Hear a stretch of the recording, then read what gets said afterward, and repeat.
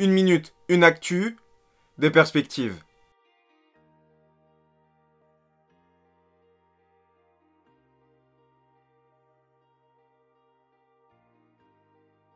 Le Premier ministre Andrej Babiš, accompagné de son ministre de l'Intérieur Jan Hamáček, a annoncé l'application d'agents russes de l'unité 29 154 du GRU dans l'explosion meurtrière d'entrepôts de munitions en 2014.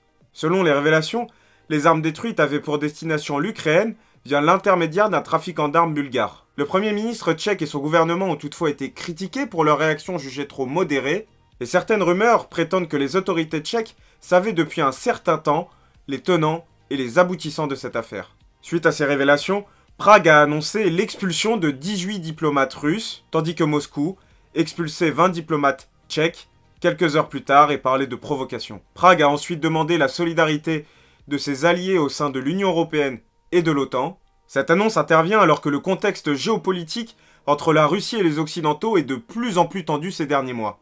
Mais la République tchèque, sous l'impulsion de son président Miloš Zeman, semblait toutefois mettre en place un rapprochement avec la Russie ces dernières semaines. Le ministre de l'Intérieur tchèque devait même se rendre à Moscou à propos de la possible livraison de vaccins russes Sputnik V. Et ces révélations auront des conséquences désastreuses pour cette relation bilatérale. Outre l'abandon des vaccins, la participation de l'entreprise russe Rosatom dans la construction d'un nouveau réacteur pour la centrale nucléaire de Dukovany semble désormais inenvisageable. Enfin, ces révélations et ces développements diplomatiques s'inscrivent aussi dans le contexte politique tchèque marqué par l'approche des élections législatives prévues à l'automne prochain.